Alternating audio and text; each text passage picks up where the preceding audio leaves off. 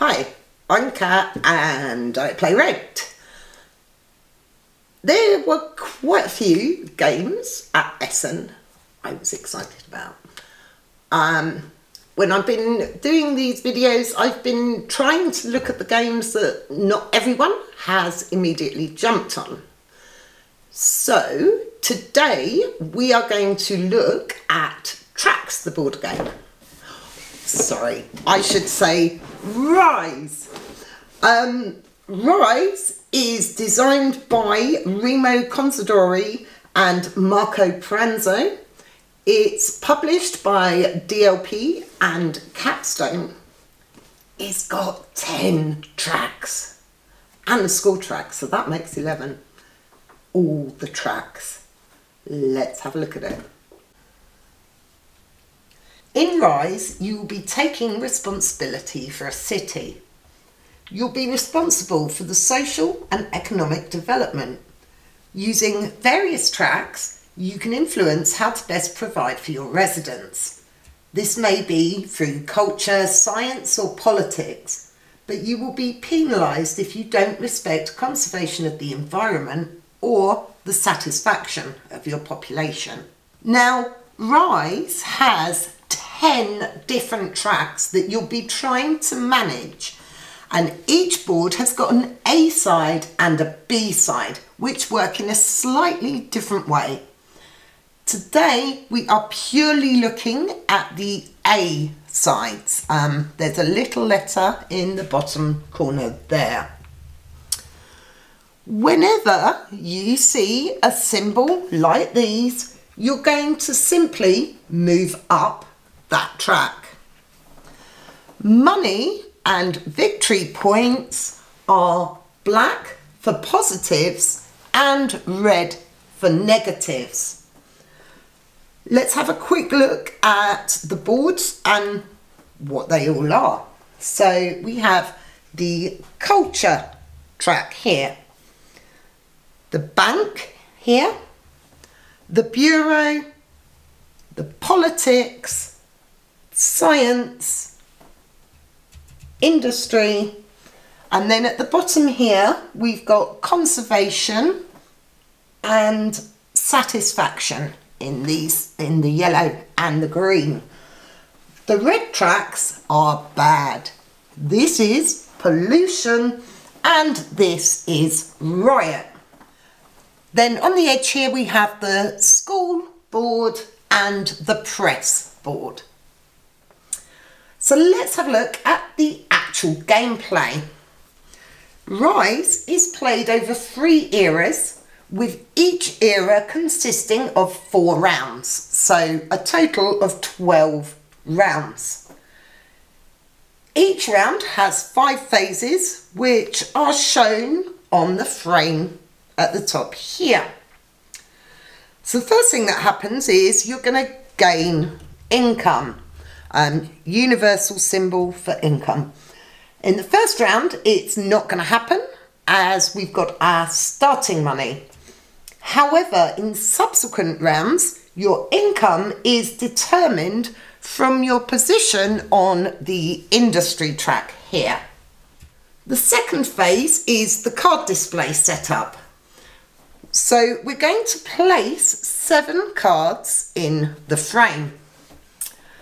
3 events which are going to go up in the raised spaces, and then we're going to put 4 action cards in the other spaces. Now the action cards, we have phase 1, phase 2 and phase 3, obviously shuffled and stacked in the appropriate order. So let's pop these 4 cards here. So that's our second phase, represented by 7 cards going there. This is now our card display for the round. The third phase is going to be your factory placement. In turn order, players will place their factory below an action card of their choice. Now, multiple players can go on the same space. However, if you go on a spot where someone else is, put your factory to the left of theirs, and they now have the opportunity to activate one of their school tiles, which we'll come on to in a bit. In a 2-player game, which we've got set up here, if you place anywhere to the left of another player, they get to activate their school tile. As you place your factory, you're going to have to pay the cost shown on the top here. So I start the game with 3 coins.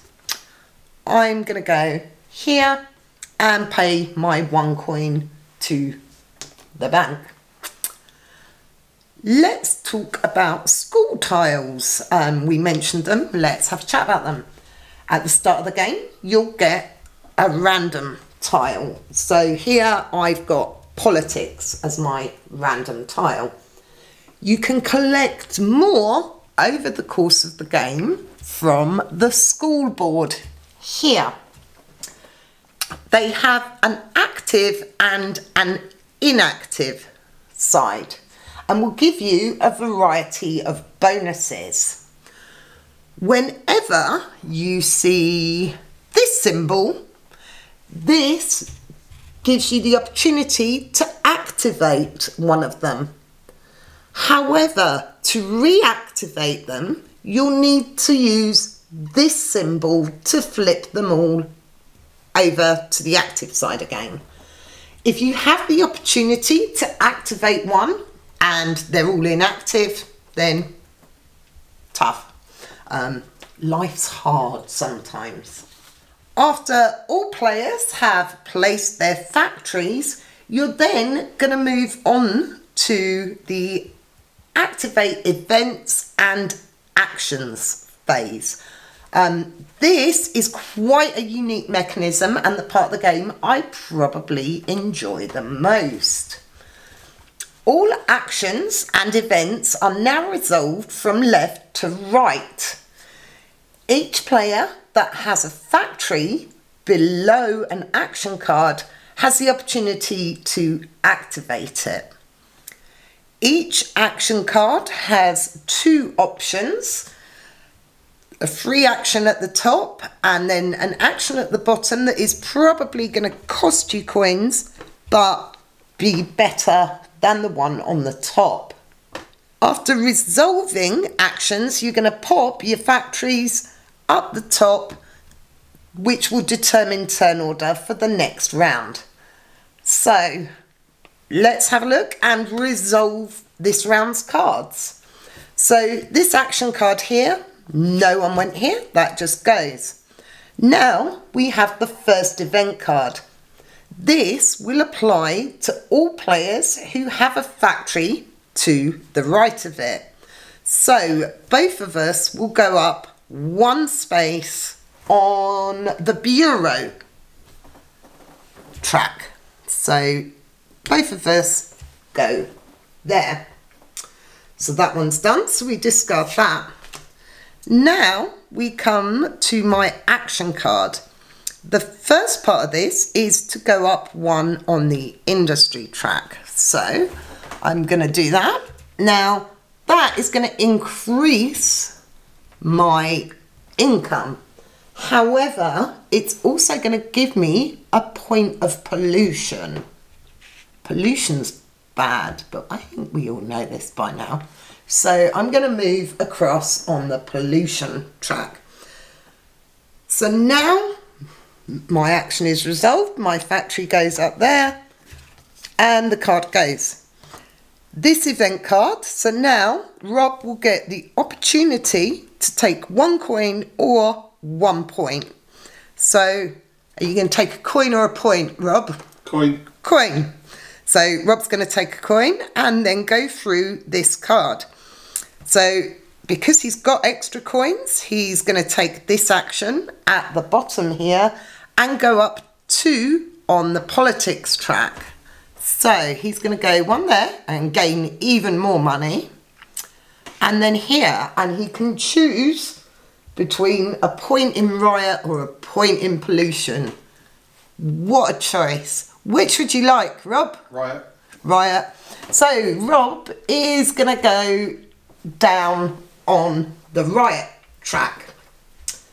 So now his battery goes up the top and all these cards are gone for the round. Super quick. Then we're going to activate any end of round effects. These will partly depend on what side of the boards you're playing with. I think the only one that affects us with the A side is the player who is furthest to this side on the satisfaction board would get a point. Now, Rob's still in the middle there, so none of us get anything. The other thing you're going to need to do is discard any excess coins. Now, each player starts with one of these rather cute lock boxes, and hopefully you can see at the top it says maximum of 5. So you can only have 5 coins at the end of the round. Over the course of the game, you can upgrade these and it will allow you to have 10 coins. So the gameplay itself, as you've seen, is pretty quick, pretty straightforward. But let's have a look. There's some boards that are a little bit unusual.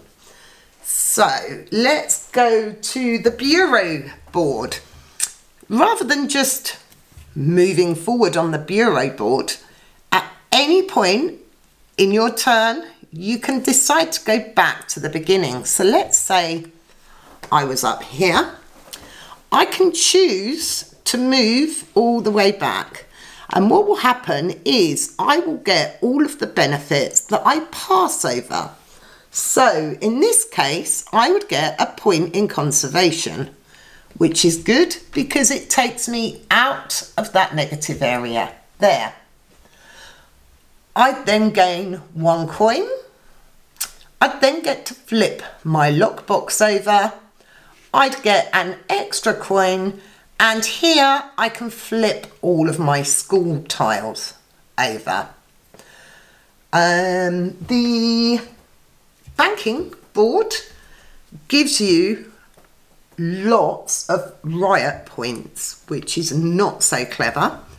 However, it means when you place on these events, you're not going to pay the coins for them. So if I were to go on this third action card here, I could have it for 0 coins if I was up here on that board. A lot of the boards will just give you bumps in different things. So Bureau, this gives you satisfaction, but you have to pay a coin. It'll give you points. So these, I think actually most of this side is fairly straightforward. You move up, you get to move up on other things. These little scoring tiles here, the first player and the second player to get there will score those points. Now, the school board, we spoke about these tiles. As you move up, you're going to choose tiles to take. When you get to the top here, if you have any extra movement, you can use that to activate tiles you have. So that's the school board. The press board is quite interesting. You get to do little circles. So if I went here, I'd get my conservation point, I'd get my bank point, I'd get my science point, and then I'd go back round to the start. So this board is kind of like a series of little loops. Down at the bottom, we've got our conservation and our satisfaction tracks, and this is where the balance really comes into play. If you have too much pollution, this is going to prevent you from doing things. So here, you wouldn't be able to activate your school tiles, and you're going to get points in riot, and if you go past there, you're going to get hit pretty hard with those negative points. On the flip side, with your conservation track, you're going to get positive points if you reach the end there. Your satisfaction and riots, during the course of the game, you can trade points for money. And the ratio you can do that in is determined by your position on this track.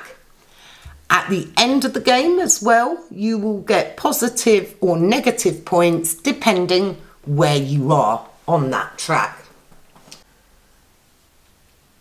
So we've set up for the next round. So let's have a look.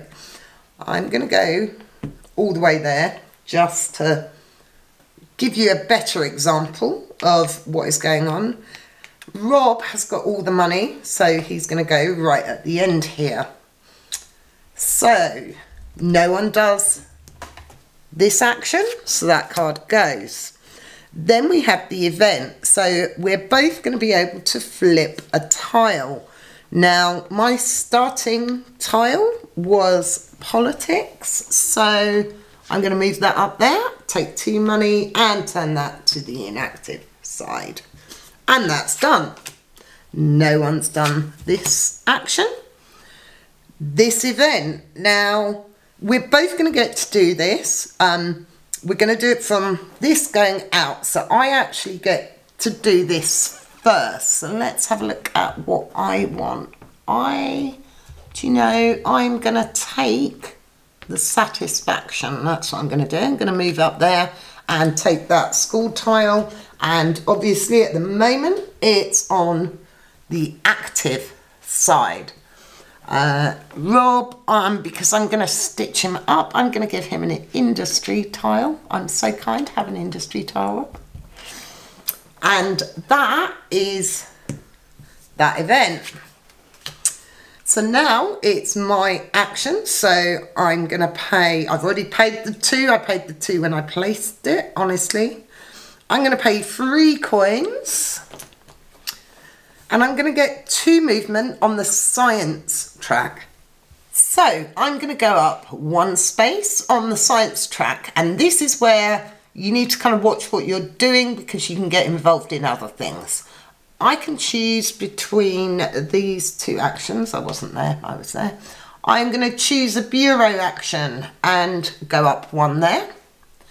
Then I get to move another 1 and I'm going to take this action and I'm going to go here, which gets me an action here. So I go up there, which gets me another 1 on the bureau. So you can see how easily and how quickly this can change. Put my factory at the top. Next event, Rob gets to flip a school tile. He's got that lovely industry tile I gave him, so he's going to go up there and up there. I'm all heart.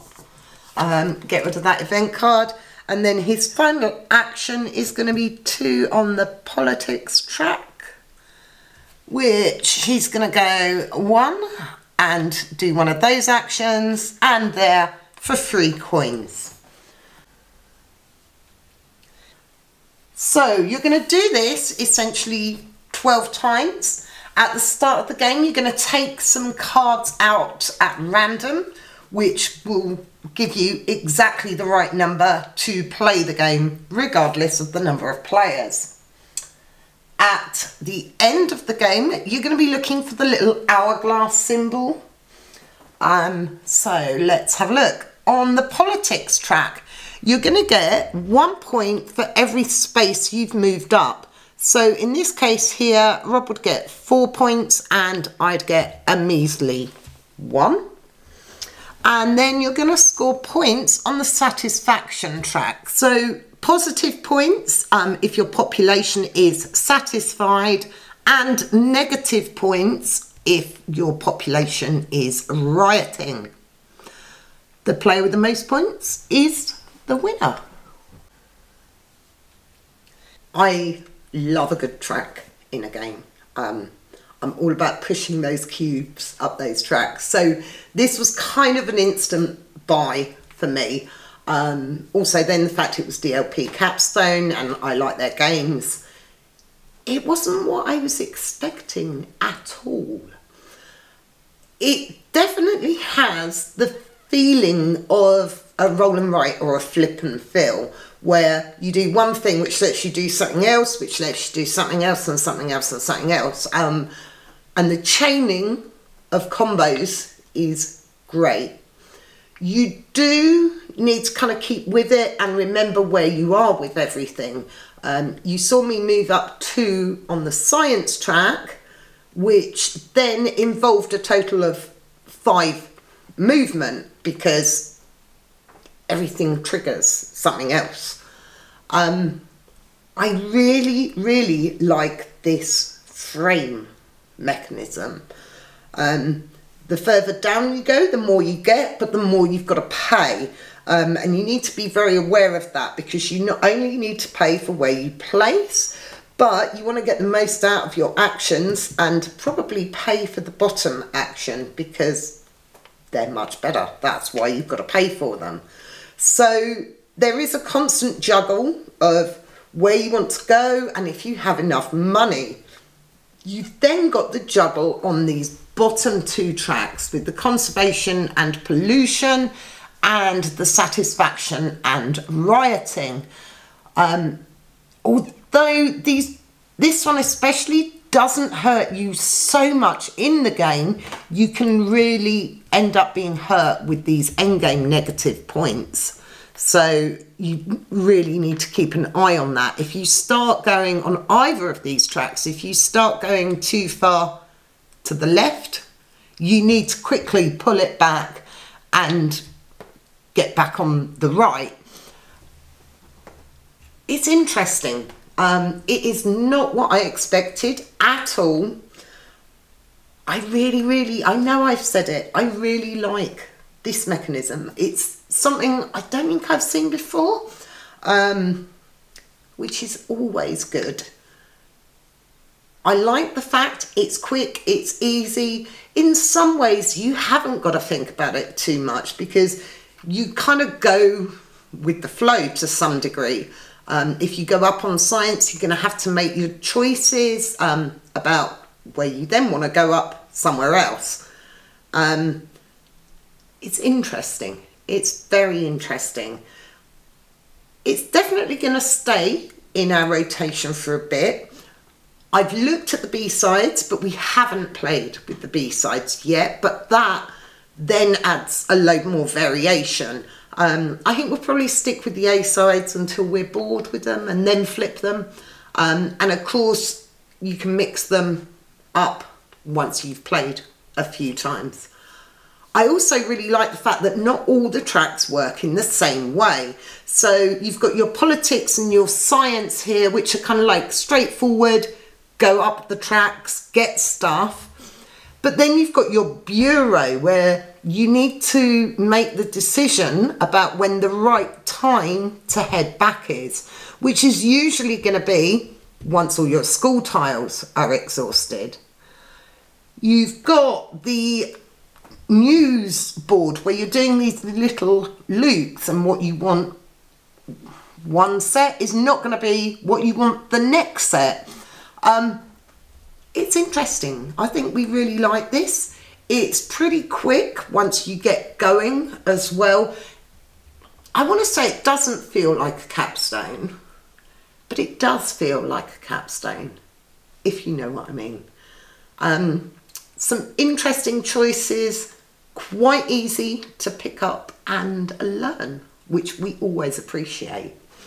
So that is Rise. It's available now-ish. I think you can order it from Capstone now. DLP, I think you can also order it from their website when it's coming to retail. I don't know. I never know this stuff. You can buy it now if you look for it. I hope you enjoyed this video. If you did, click like, subscribe and all that stuff. Tell other people. Come and say hello on Twitter, Facebook, Instagram. at iPlayRed. Thanks for watching. See you next time. Bye.